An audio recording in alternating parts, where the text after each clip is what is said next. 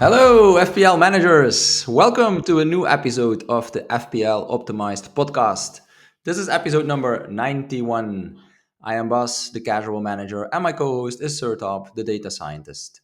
This is the podcast in which we combine analytics with the good old eye test. Data or grass, or data and grass? That's the question. We're recording now on Thursday night with the Chelsea Tottenham game being played while we're recording.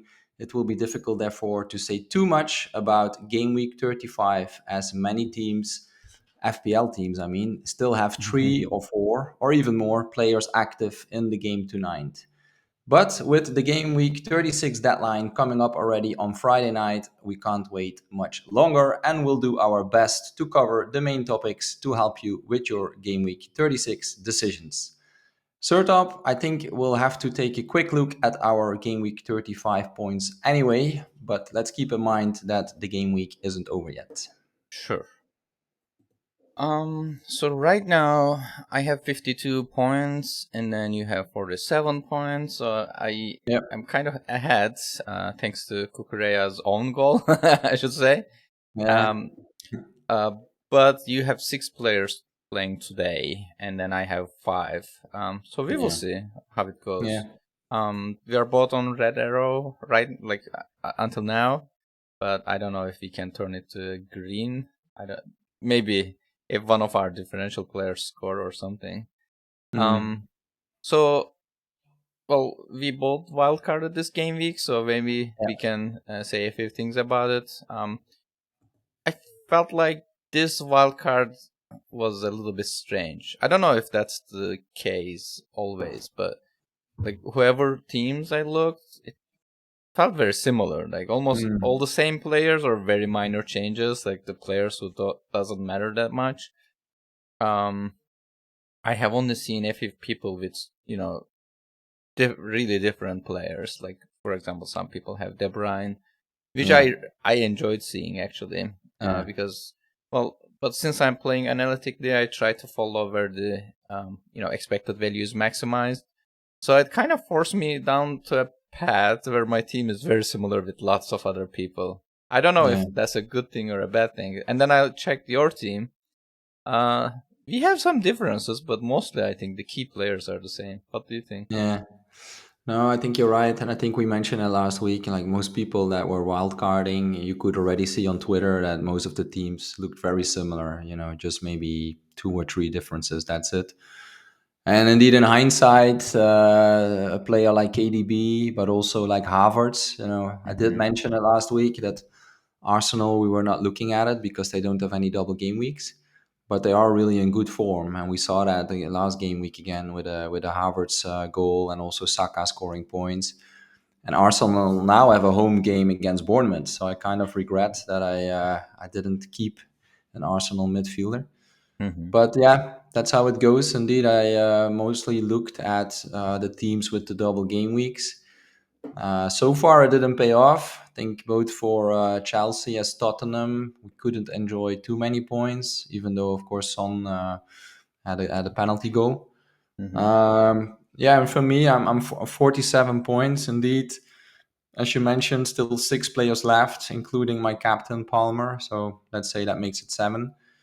I had a few good things, like especially the Newcastle guys, Isaac and Gordon, 13 and 10 points, so that was good. But on the other hand, you already mentioned Cucurella with the own goal. That doesn't help, of course. And Shar getting injured also. Not so happy with that. Same for Ederson, but Ederson might be back, it seems. Let's see. Yeah. And yeah, in our head-to-head competition, I'm 5 points behind, and I think it will be difficult to catch up because, as you said, most of our players are the same. I have Vicario, so maybe if he saves a penalty, that could help me, or maybe Cucurella with an assist, that could help me too. But otherwise, it will be your game week. But let's see. We will see. There is still a chance. We'll see. Let's see. I'm already happy that all my players are starting, so that's good. Okay, that's good. That's good. Yeah, there was one. I mean, we were just talking about it before we started recording. Madison is on the bench, so I think probably there were some people who have Madison in their wild card team. So that's That's of course unfortunate that he's now on the bench. Yeah, Yeah, and yeah, he was one of the good picks in terms of the yeah, data, so it's just yeah. unlucky. I think so. Yeah. All right. Well, there are only 3 game weeks left: Hmm. 36, 37, 38. So, yeah, I think the fixture ticker is getting a bit less relevant to look at, but maybe we still take a quick look, especially at the top teams. Yeah, certainly. So at the top of the chart, we have Manchester City again, not surprisingly, and all of their three fixtures are pretty good. I mean, they play against Wolves this game week, and we will see in a minute in the game week odds. But that game, that game feels very one-sided. I mean, a Hmm. huge clean sheet probability and also a high goal rate expectation. Okay. And then they Yeah. double in game week 37, Fulham and Tottenham, both away, but still, it's a double game week at the very least. And then in game week 38, they play against West Ham at home. Um, and also the title race is still ongoing, so Definitely. we kind of expect them to play at full strength in most of these games. Yeah. Yeah, so in terms of our fixture ticker, all of these 3 game weeks are making it to the top 10 percentile for Manchester City. And obviously, it Hmm. goes without saying, but you need City players. And then in the second rank, we have Arsenal. They play against Bournemouth this game week. And then Manchester United at away in game week 37. In game week 38, fixture against Everton is favorable defensively. Their point, like defense projected point average is even higher than Manchester City for that game week. Um, and then we have Chelsea at the third place playing against West Ham this game week, but then they doubled in game week 37. Well, lots of people have Chelsea players because they were doubling game week Yeah. 35 too. So game week 37 double is also nice. Nottingham Forest and Brighton. Yep. The challenges they are both away. And then they close the season with a Bournemouth game at home. In the fourth place, we have Liverpool. They keep falling down here, but they play against Tottenham and then Aston Villa. So these two fixtures are meh. But then they play against Wolves in the last game week, and I think that game will be interesting. I mean, that's also Mhm. Klopp's last game, Yeah. and also against a very weak side. Yeah, I mean, you talked about it last episode, but maybe having a Liverpool player or two for that game Right. week might be an interesting idea. That's also what I'm considering. Um, and then comes Tottenham. They have a tough fixture against Liverpool this game week, but then they have a double. They play against Burnley and Manchester City both at home. And projected point average for that week is pretty good for them. And then they play against Sheffield United at the last game week. And then going quickly over the rest of the teams, Newcastle comes sixth, and they have a double in game week 37. Brighton comes next. Their double is not as good as others. They play against Newcastle and Chelsea in game week 37. Yeah. But still, they're doubling, and their point average is pretty nice. Manchester United is also doubling in game week 37.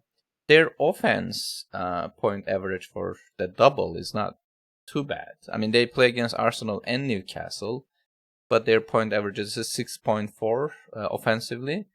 Yeah. Might be something to consider. And then we have Nottingham Forest, ninth place. They don't have a double, but they play against Sheffield United this week, Chelsea, and then finally Burnley in game week 38. So relatively okay-ish fixtures. And then Yeah. finally Everton in the 10th place with Luton Town game this week and then Sheffield United. Both are, you know, not too bad. And then they close the season with an Arsenal game, which is looks pretty tough, at least, what the Yeah. data is telling. Any Mm. comments? No, I think it looks similar to last week, right? And Hmm. I think for us, like also my case, pretty good covered for most of the teams. As mentioned, my main concern is Arsenal, especially as they're in the title race, and I only have Gabriel. Hmm. So yeah, I don't have Havertz, I don't have Saka, I don't have Ødegaard. And as you said, Liverpool maybe for the last game, but yeah, of course we still have some transfers, so maybe for that game we could still try to get a Liverpool player in. Yeah. Something to take a look at then. Yeah. All right, let's take a look at the game week odds for game week 36. It is strange.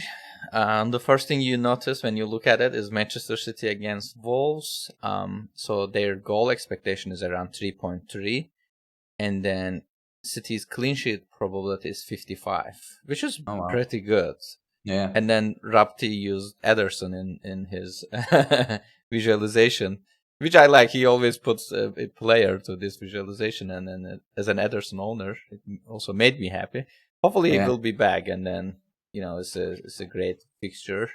Yeah. The thing is, I mean, Wolves' goal expectation for that game is only 0.6, and clean sheet probability is 4%. So looks like it will be one-sided, or that's at least what the betting odds are telling.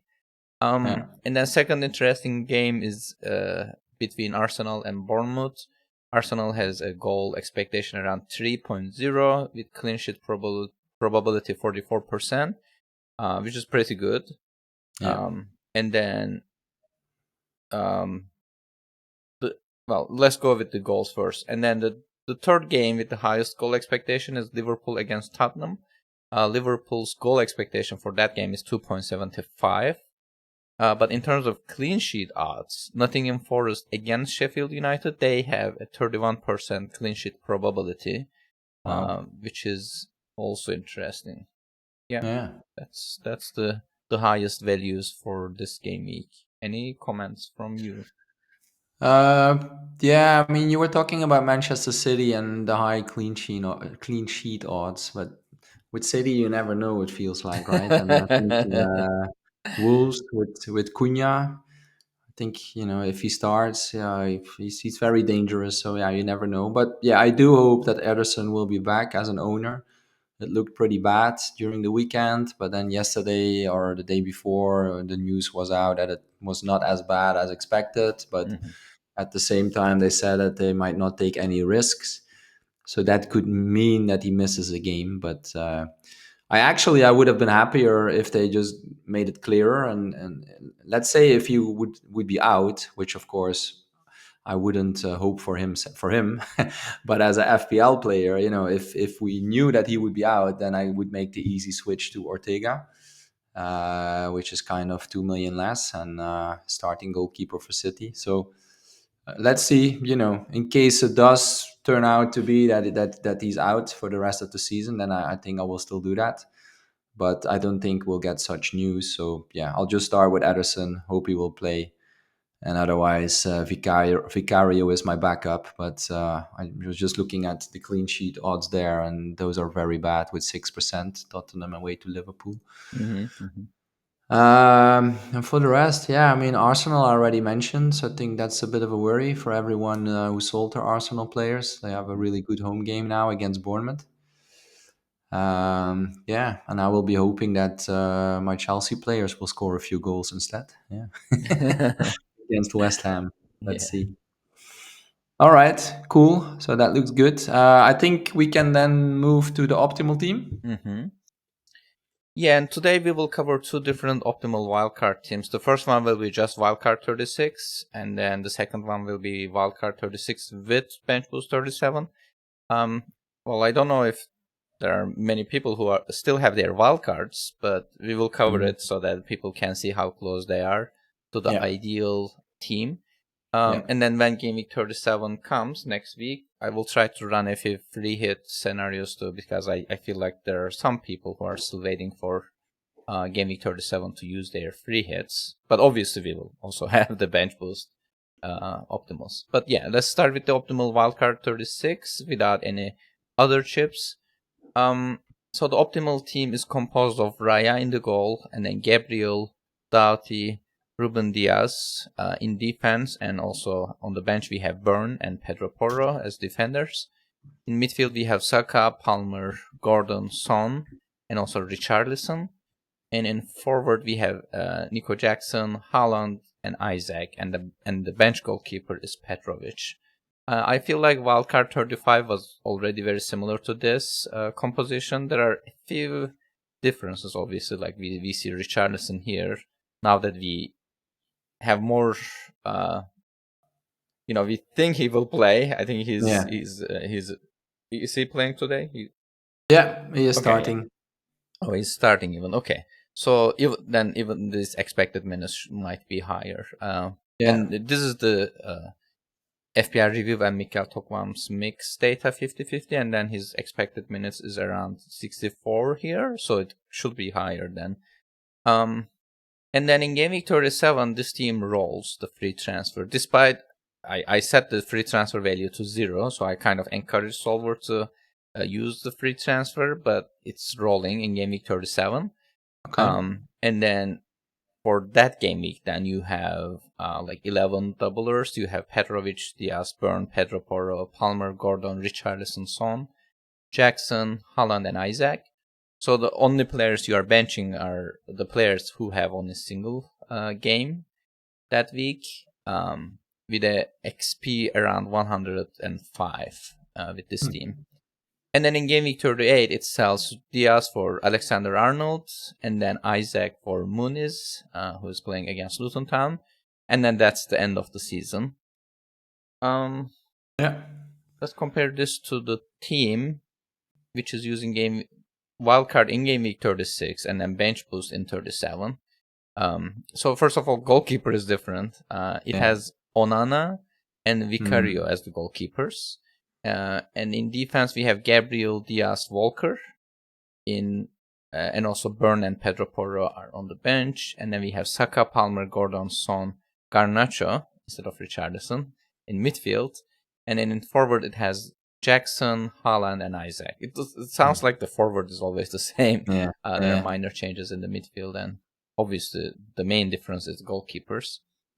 If you have this team, it sells Saka for Bruno Fernandes in Game Week 37. Well, we know that Fernandes, I think there were some reports about him being maybe injured. Yeah. But yeah, I mean, currently we are assuming that he will be fine by Game Week 37. Yeah. And then if you have this, and if you bench boost with this team, the only player who doesn't have a double is Gabriel. And all the others, all the 14 remaining players have a double game week.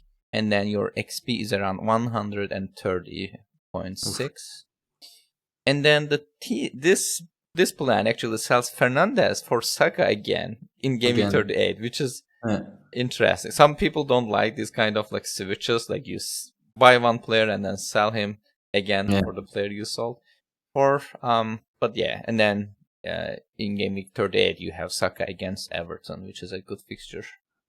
Yeah. Any comments from you, Bas, for these wildcard teams? No, I think it's interesting, and also in the first one that it takes Ruben Diaz as the City defender. I think we talked about it last week. It's quite difficult to pick a City defender because they could always get benched, and we saw that it happened last weekend with Ruben Diaz. Maybe that means that now he's safer for the next game weeks because he had this game on the bench, but you never know. On the other hand, Guardiola, he scored a goal at 15 points, so I kind of regretted that I didn't go for him and instead I went for Ederson. So yeah, it's a bit the debate, right? Do you go safe and you go with Ederson, or do you try to pick one of the interesting options? And the risk is that it could be on the bench. The same for Walker. I quite like Walker as well. So that's something I noticed. And the other one, Richarlison. I like Richarlison as a pick now that he's starting today. So I think if I would be wildcarding today, I would probably pick him. And I think it's also better for Son. So Son is moving to the left. I think that's usually he plays better there.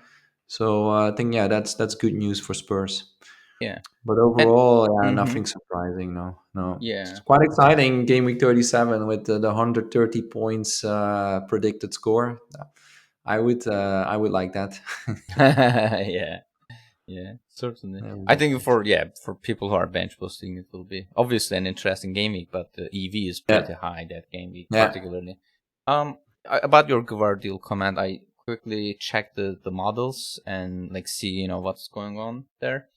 Um, if you take the average of all the models, actually Guardiol is ahead. Okay. His total until the end of the season is 15.15. Like this is the average of all the Yeah. models, and then some until the end of the season. And Volker is 13.9, and Diaz is 12.2. So there Okay. is obviously like there is a kind of like every model is thinking differently here. But if you check FBI Review and Mikhail Tokman, which are the main models we check, Diaz is ahead of everyone Okay. else. So I think, yeah, some of the models are actually favoring Guardiola, and Yeah. like we don't now do the like discrepancy analysis between models. But if we were still doing it, Oh yeah. we could have actually seen it. But yeah, good Yeah, comment that on would be that. an interesting one. Yeah. As I said, maybe some people think that Ruben Diaz's minutes are now a bit more secured because he had this Hmm. game on the bench. But it's difficult to say that that's the kind of rule. I don't think that's a rule. You just make a guess there. So Yeah. yeah. Okay. No, but it looks good, exciting. We can't wait to bench boost next week. But the thing that is making it a bit tricky is all the injuries, right? Like True. Ederson, Shar. I mean, we are still quite lucky that we only wildcarded last week, but people that wildcarded before, they had a few more of these injuries, like Gusto at Chelsea or Ait Nouri, who also was injured, and I think again is injured. So that will probably make it also interesting next week for the bench boost because people will face those kind of issues. So yeah, let's cross fingers and let's hope we can bench boost with a full squad. Yeah, I think you were especially right about people who wildcarded, but now they are facing some of the troubles. It was a talking point in our Yeah, analytics Discord. Like you can wildcard early, and then you can maximize your expected value, sure, because like the model thinks that everything will stay the same. all right. So since you don't involve stochasticity there, you might get a wrong picture that in game week 37 I will have a bench boost with this team, but that's rarely the case, right? You get a few like people who doesn't get enough minutes, or they get injured, or maybe there's a doubt if they're injured or not. Yeah, So then the value goes down. So that's why wildcarding right before bench boost, or like yeah, at least putting bench boost somewhere you can dead end right after, yeah, sometimes useful. I particularly didn't enjoy to wait this long to wildcard. To be honest, game week 35 was pretty late for me. But yeah, at least we are hoping that it will help bench boost 37. And if it doesn't, I don't know. Like, should we play FPL next season? I don't know.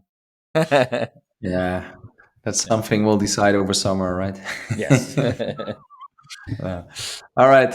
I think the final chart is captaincy, or do you have anything else? No, captaincy. Let's Yeah, look at just it. captaincy. So Holland is the top captain this week. Okay. Almost every model uh Easy. has Holland ahead of everyone else with almost 6 EV against Wolves. And then in the second rank we have Salah against Tottenham with 6.6, and then we have Palmer 6.6 again.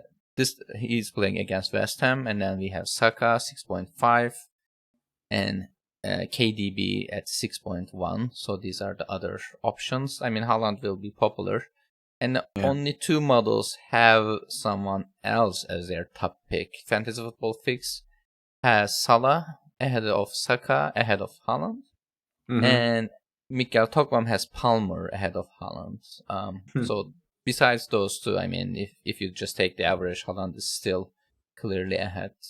Yeah. That's what we are planning to do, I guess. Yeah, I think so. Even though maybe from an OR point of view, you could say it's better to go for a differential captain if you still want to increase your rank. But yeah, I'm not that type of player to be honest. And So, I'm also still competing in a few mini leagues. okay. Yeah, I think my bet is more on the bench boost, not so much on this week's captaincy. And looking at the other options, like yeah, Saka, I understand. As mentioned, Arsenal at home against Bournemouth looks interesting. I don't have those Arsenal players, so for me that's not an Yeah. option. Salah, I also don't have, and actually I don't mind. I wouldn't dare myself to go for a Liverpool player. They are struggling a bit. And we saw the kind of argument that Salah had with Klopp last week. So Mhm. you never know. I don't think it's guaranteed that he will start. You don't know what's going on there. So for me, the only alternative would be then Palmer against West Ham. Yeah, that's always interesting. Chelsea at home. West Ham is struggling at the moment. So that could be an option. But in this case, City playing for the title at home against Wolves. Yeah, I'll keep it simple. I put it on Haaland. That's for sure. Okay. Yeah. Okay. You too, I suppose. Yeah, I think so. Yeah, the difference is big enough for me not to Yeah. consider alternatives. Okay. Great. I think we covered everything then. Did you have something else you wanted to discuss? Um, so a few things. The first one Okay. is we talked briefly about Fernandez's potential injury. Bruno Fernandes has a great record when it comes to these things. I mean, everyone knows about it, but like I think he played almost like through lots of like injuries and whatnot, and then like there's a kind of expectation now that even though like there were rumors of him uh Hmm. being injured, people kind of expect him to, or like secretly wishing that he will be okay because we just wildcarded, so we don't want to spend Yeah. it free transfer for someone else. um I think one of the other thing that what people were mentioning is KDB's play times in remaining games. It could be some of these points I'm mentioning because people will talk about these in the analytics Discord, which might change the optimal play, like depending on what you do. So if you assume that De Bruyne will get more minutes in the remaining games, then actually, yeah, he's also a very good shot, especially with the double coming up. Yeah. Um, and then the No, I agree. And also, Mhm. I think it's not really needed anymore to rest players, right? I think like City just has four games left. Mhm. They're out of the Champions League. They still play the cup final, so that could be a consideration. But I think the focus is on winning the league. I think Pep will bring out his strongest team. So yeah, you're never sure because they have enough good players also on the bench. But I think normally it should look quite good for KDB to start. I think. Yeah. Yeah, yeah, getting eliminated from the Champions League, I think, helped his minutes quite Yeah. a bit. So, Yeah. um, Yeah. yeah, so like he might be one player that you might want to set his minutes manually, depending on what you believe his minutes will be. Um, there's also lots of discussions about Guardiol. Like we also talked very briefly that you can't really trust Pep about like which defenders will play. Um, but yeah, some people think that he will get enough play time in the remaining fixtures so that his name comes up when you're running a solver. Um, and then there was also another comment about Gusto, and then people are expecting him to be back by game week 36. um, and then, yeah, in general, I just want to remind people that, well, the game is very competitive nowadays. That especially now, the analytics players are using lots of tools for decision making, and they're having such a great season. I saw this command, and I agree that there is a higher need for using expected minutes adjustments. Like you need to know like which players might get minutes in the remaining of the games, which kind of affects the optimal decisions quite a bit. So, well, running the solver is fine, and then getting a solution like right away is fine. But things like if you set Guardiola's minutes a little bit higher, then instead of Diaz, you might get him, and it might be a big difference in terms of what you do with the remaining budgets, and also like everything ties together. So I encourage people now that there are only 3 game weeks left, especially to pay attention a little bit more to the minutes, and then maybe take risks if they are Hmm. kind of trailing. Like we talked about De Bruyne, but it goes similarly for some of the other players too. If Yeah. you adjust minutes manually, you might be able to find an interesting edge that you you want to bet on. Yeah, Yeah. that's it. No, that's a good point, and I think another player to consider in that kind of category could be Trippier from Newcastle, Yeah. because it looked like he was out, but the latest news is that he'll probably be back. And especially with the Newcastle double in game week 37 at home against Brighton and away against United. Yeah, Trippier, as we know, is a very attacking player. So that could be a nice differential if you can fit them in. So that could be something also to keep an eye on. Yeah, Yeah. yeah, yeah. That's a Yeah. good, yeah, good shout. Yeah, All right. So I think we will wrap things up with a quick look at the mini league. yeah. Yeah. Mini league is well, the game week is still ongoing, but yeah, it would be Yeah, good the to have gaming a is look. still ongoing, and I also saw not much changed. So it's still number one, Sandeep Jaswal.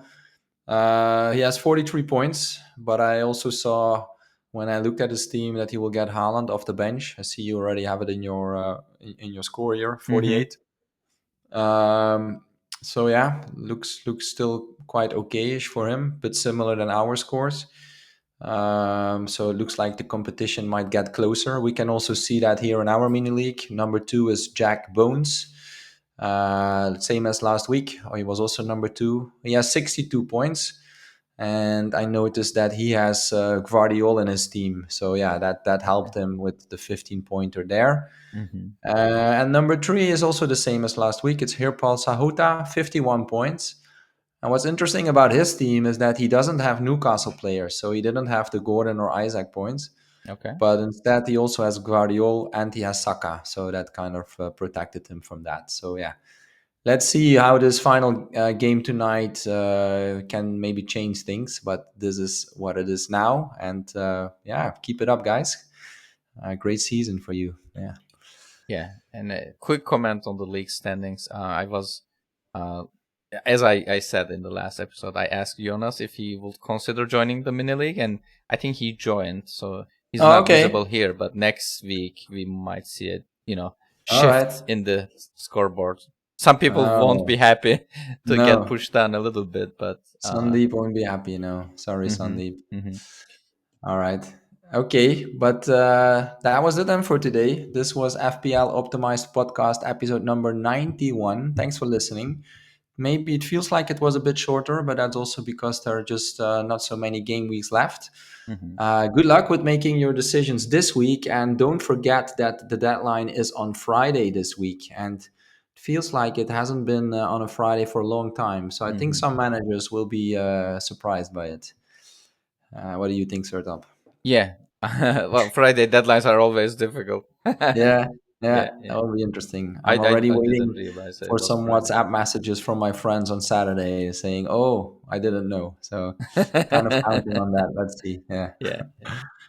So yeah, we will be back with another episode next week. Make sure to subscribe to our podcast so you'll get notified when the next episode is out. And if you enjoy our content, you can also make us happy by leaving a positive review. You can find us on X. For Sertop, it's at Sertop Bilal, and for me, it's at Belfi BB.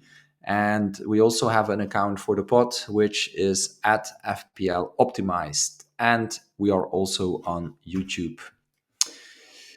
And And maybe before you ask about my shirts, shall I just start yes, about it? I was about to ask you.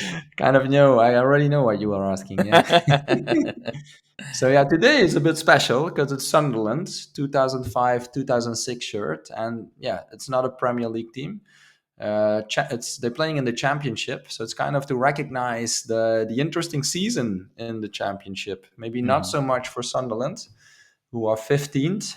I just checked, 15th in the league, but well, I didn't have too many other Championship shirts, so it's this one. And yeah, Leicester already secured promotion, so that's nice. Leicester will be back. And what's also really cool is that Ipswich will likely be the other team, and that's exciting because it's I don't know if you know Sertal, but Ipswich is a club with a lot of history. hmm They actually even won the UEFA Cup back in 1981, Oh wow, and I didn't know yeah, that. and I looked it up. They got relegated in 2002, and they never made it back since then. So yeah, I think the club and the city must be super excited to come back. I mean, I think it's almost certain to come back to the Premier League. So that will Yeah. be nice. Another team to consider in FPL. And just one more thing about Sunderland. An interesting fact is that I had a former classmate, Boudewijn Zende. Maybe some people know his name. His nickname was Bolo Zende. He played for them, so that's Oh, a bit really? of a personal connection with Sunderland. Yeah, he played for Chelsea as well, and I think also Middlesbrough and a few other teams. So yeah. Oh, that's awesome. Yeah, And so yeah, that's about the shirt. And thanks again to Koen Visser for lending me his shirts. This was one from his collection.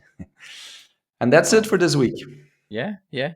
And about the Leicester, I just want to mention that I have watched Vardy's goal, and then he absolutely smashed it. I don't know if you have watched it, but like it was an empty goal in front of him, and he just smashed the ball to the goal. It was I didn't see very that. funny. I Yeah, did see some celebration, but I didn't see the goal now. yeah, yeah, yeah. It will be Uh, good to see Leicester again in Prem. yeah. That would be nice. We can again consider Vardy for our teams. Yeah, if he doesn't retire or anything. Yeah, if he doesn't retire. Let's see. All right, that was it. Let's wrap it up. And until next time, stay curious and stay analytical. Goodbye. Goodbye.